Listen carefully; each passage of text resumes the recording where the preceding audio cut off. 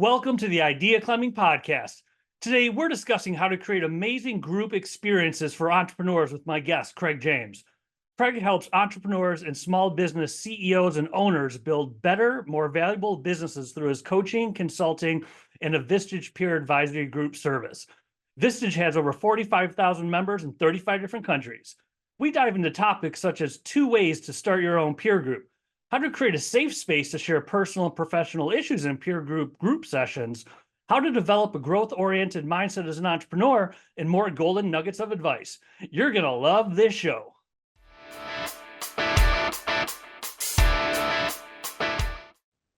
Thank you again for joining the Idea Climbing Podcast. Today, we're talking about peer groups for entrepreneurs and how they can change your life by solving problems and creating opportunities you could never create alone. Craig, thank you for being here. I appreciate you making the time. Happy to be here.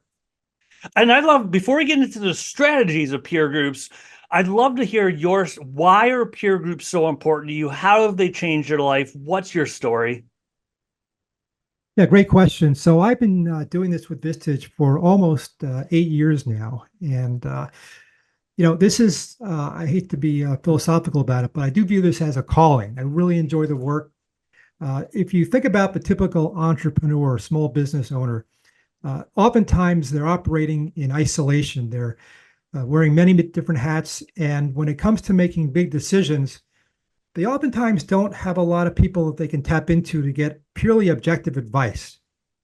They might talk to a friend, they might talk to their attorney, maybe their accountant, but all these people they're paying a fee to them, and they aren't necessarily going to get the straight dope, and certainly won't be challenged in terms of their thinking. So you get a lot of yes men, which doesn't do anybody any good. The benefit of a peer group, as I've experienced over these 8 years, is you can bring any issue you have, challenge, decision, an idea you want to run by for a new product, run it by a group of unbiased peers from non-competing businesses in complete confidence, and they have no skin in the game. So they will tell you your baby is ugly, but also how to make that baby pretty. You said objective advice. How do you define objective? So I'll define it in opposition to subjective. So subjective means I've got an opinion on this. I may be, or I may be working for you as an employee or as a key member of your executive team, or as an advisor, a paid advisor. So I have some agenda tied to the information or the advice I'm going to give you. It may be that I want to get on your good side, so I'm going to tell you what you want to hear. It may be that as your advisor, I'm going to tell you what might make you stay with me longer as an advisor, as opposed to giving you advice that might, for example, have you sell your business in 2 years and then I'm out of a client. Objective advice is advice that is offered freely with no preconditions. I'm just going to offer it to you whether you like it or not. No strings attached, take it or leave it.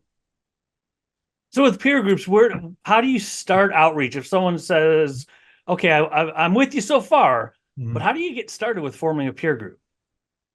Yeah, great question. So in my case, it was twofold. One, pardon me, it's reaching out to your network of your whatever network you might have developed, letting people know this is what I'm doing now, because they know you as some other role, and now you're a peer group chair, as we call ourselves. And you tell them, these are the kinds of people I'm looking for, demographics, so it could be the size of the business, where they're located, but also importantly, psychographics. What personality traits are we looking for? Well, we're looking for people who are green and growing. We're looking for people who are smart and intelligent, but also humble, who know that they have room to grow. They're not the smartest person in the room, although they might be. I did have one member who was the smartest person in the room. He was an MIT undergrad, Harvard MBA. So he literally was the smartest person in the room. But importantly, he didn't carry on like he was. Very humble guy. Nice. So that's part of it. The second part of it is frankly, it's cold outreach. It's what a lot of us entrepreneurs do, is we define an ideal profile for our member. with the characteristics I just named. We use a lot of LinkedIn, and we narrow it down to, okay, these are the people I think would be a good fit for the group, and just do some LinkedIn outreach, email, God forbid, cold calling, right? And the combination of all those methods will eventually lead you to selecting the right people for the group and getting up and running. So what are some, you've had a lot of experience with this. What are some characteristics of a successful peer group from open-mindedness on down? Yeah. What are some things you need to build into you need to bake into the foundation of a successful one? Yeah, the most fundamental aspect is everybody in the room needs to know that what happens in the room stays in the room. So we have the Vegas rule, right? What happens in Vegas stays in Vegas. What happens in our groups stays in our groups. Everything is completely confidential. You can't tell your wife or spouse or partner what happens in these groups unless you're given explicit permission by the member who's discussing that particular issue. And that's something we hold absolutely sacrosanct. I'm fortunate that in the 8 years I've been doing this, I have not had a single violation of that edict. Although I do know some instances in other groups where it wasn't followed and that member was asked to leave the group. So that's number one. Number two, you want people in the group who have a similar outlook on business and life. So it's not just about business, it's about our personal lives. They're kind of intertwined when you're an entrepreneur. So we look for people, as I alluded to before, who have a growth mindset, who are constantly learning, who love to help other people. Some of the best members I've had played on sports teams or were the captain of their teams. Why? It's a collaboration. You cannot win unless you not only do your job well, but help others to do their job well. So that's a characteristic. People who serve on boards or not-for-profits are very giving people. They're giving of themselves for no expectation in return. So those people tend to make good members. And frankly, we like people who have a sense of humor because we laugh a lot. That's good. Yeah, we get stuff done, but we have fun doing it. And you had also mentioned, I'd love you to unpack this a little bit. Yeah. Like and unlike minds. It's not, you can't, if I'm on point from what we spoke about before, you can't just invite a bunch of other manufacturers or a bunch of other B2B consultants and get the same type of mindset. Can you speak to that a little bit? Who and why should you include in your group as far as the mindset goes in the industry? Right. So as far as the industry, as you alluded to, it's one person per industry. So one medical device company CEO, one marketing company CEO, one hotel company CEO, et cetera, et cetera. And the reason we do that is we want people to be able to open up their kimono and talk about anything about their business without reservation. We don't want them to have to worry that there's a competitor in the room and they have to hold things close to the vest. The reason that peer groups or a well-run peer group is as successful as they are, and I can go into the statistics of that, the numbers of why that is that people bring things out that are not just in their heads, but are in their hearts and their guts. Where a lot of decisions are made, we like to think that we make decisions logically, but in reality, we're human beings and a lot of our decisions are made emotionally. And so we have to create a space in the group for that. And that's what a well-run peer group does. It creates that space by not having competitors, by also having people who have a similar mindset. Hey, I'm here to help you. I'm not here to steal your ideas or to denigrate you or prove that I'm better. I'm here because I want to grow my business, and I know I can do that best with input from other people who, like me, are running a business and dealing with the same headaches of payroll and competition and pricing and all the things, cybersecurity, that I am. And I've been trying to figure out all alone before joining this group. I've got a board of 8 or 9 other people who are experiencing and dealing with the same stuff. Why would I not want to leverage that? And you mentioned a few times the words great mindset. Could you tell me a little what makes first personally and then within a group, but first personally, what makes a great mindset for an entrepreneur to be open to advice? So the first thing I would say is being humble enough to recognize that as smart and as accomplished as you are, you don't have all the answers.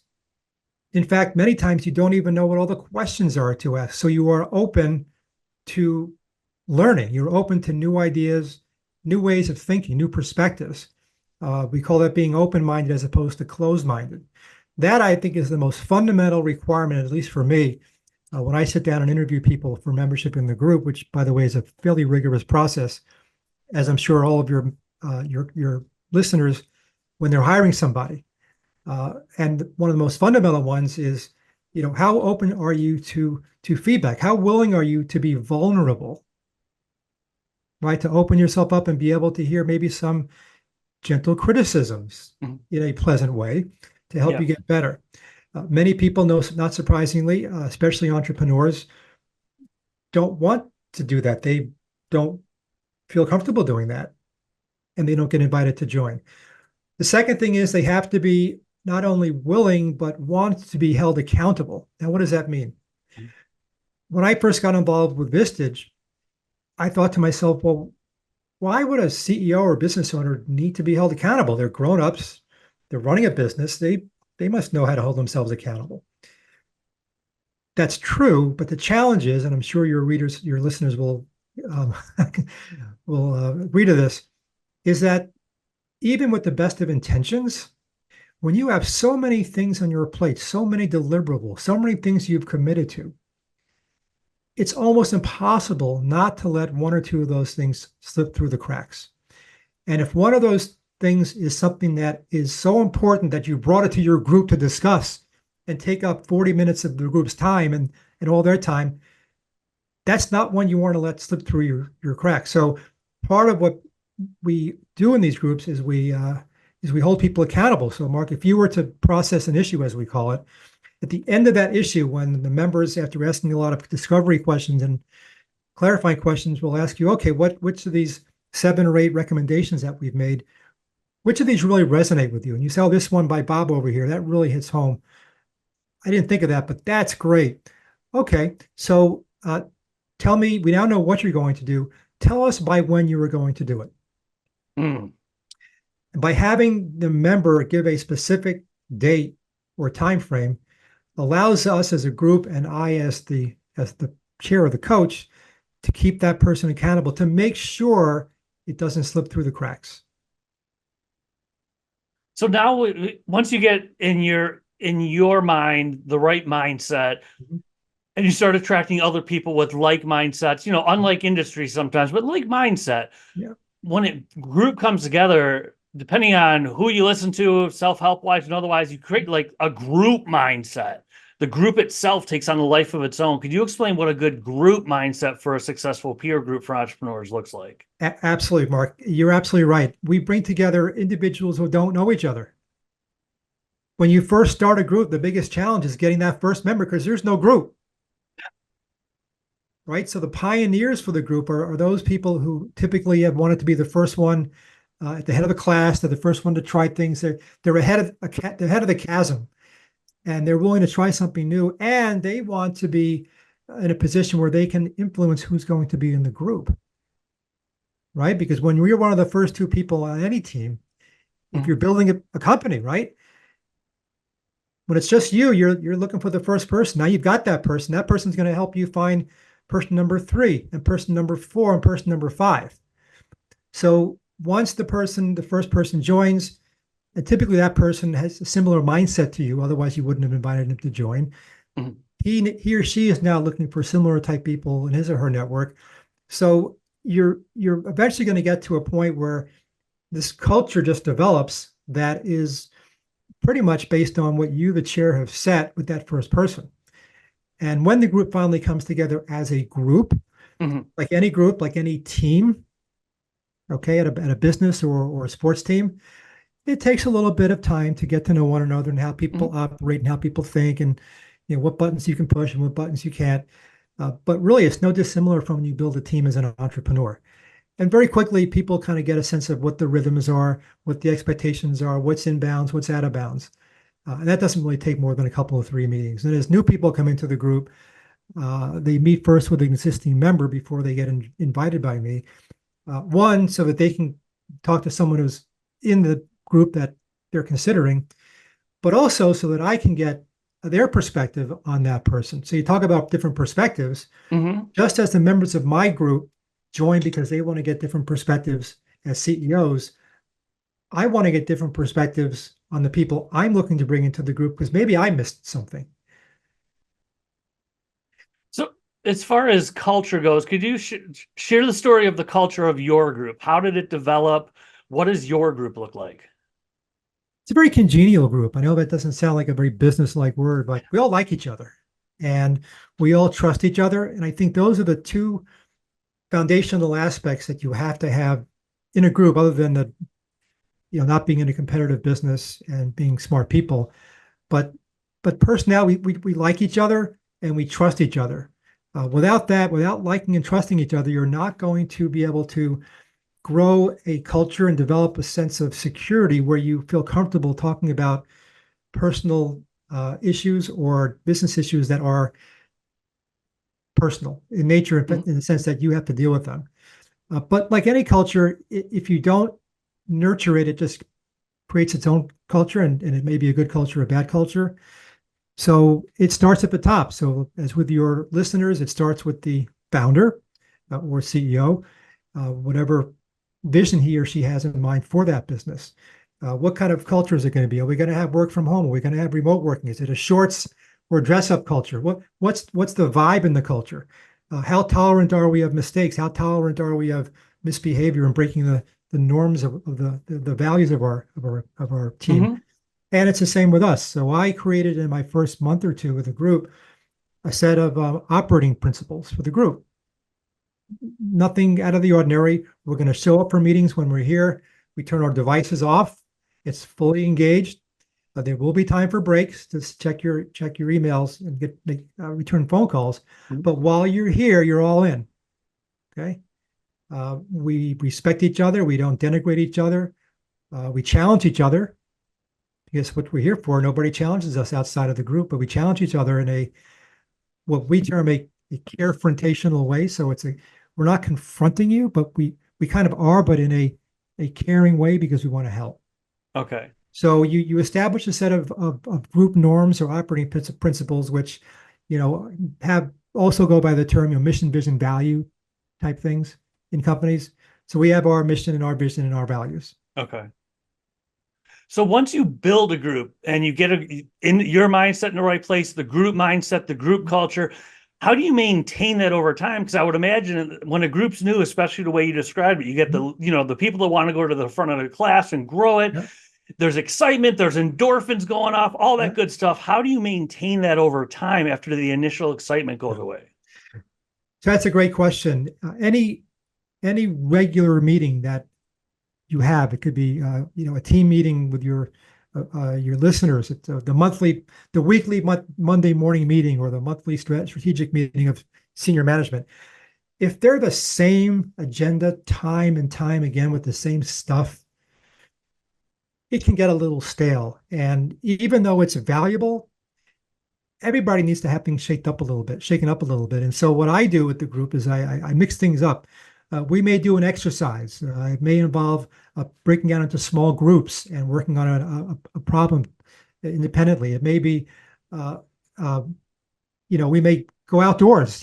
During COVID, when COVID got past to the point where we were tired of being online, somebody said, I want to get together in person, but we can't do it indoors. Could we find a place outdoors?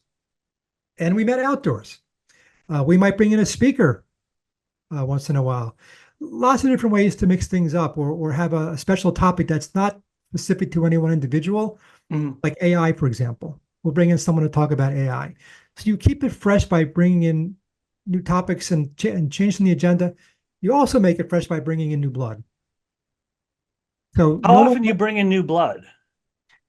probably about 2 or 3 times a year. So there's a general turnover in these groups, a natural turnover of about 20%, meaning if you've got a group of 15, you can expect to lose 3 of those members each year. Why? Well, one of them is going to sell his business, and I've got a member right now who's in that stage possibly.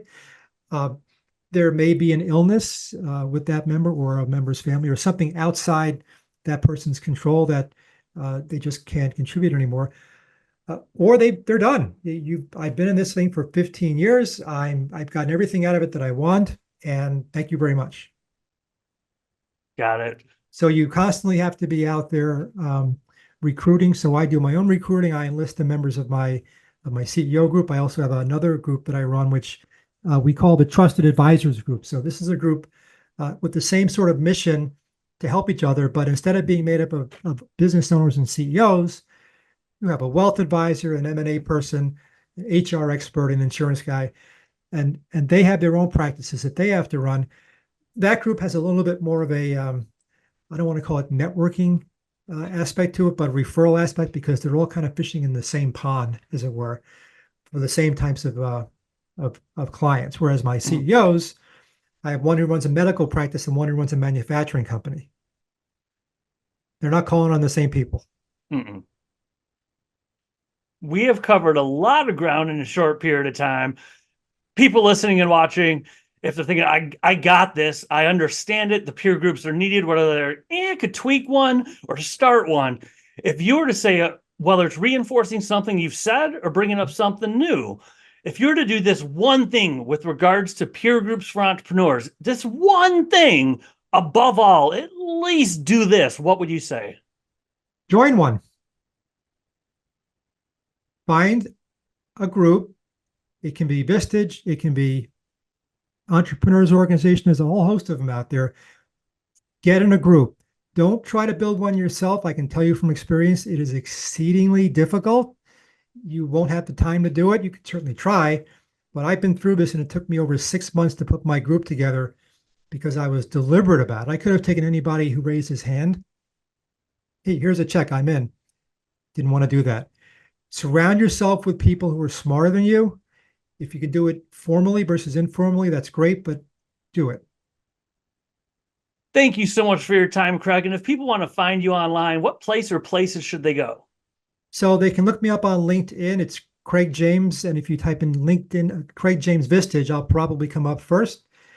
That's the best way to get me. And, my email address is craig.james@vistagechair.com, not vistage.com, craig.james@vistagechair.com. I operate out of the greater Boston area. All Vistage groups are local. So if you're in St. Louis or if you're in Tampa, Florida, you can certainly email me and I'll connect you with someone in those regions. Thank you again, Craig. I really appreciate your time. Mark, it's been my pleasure. And scene.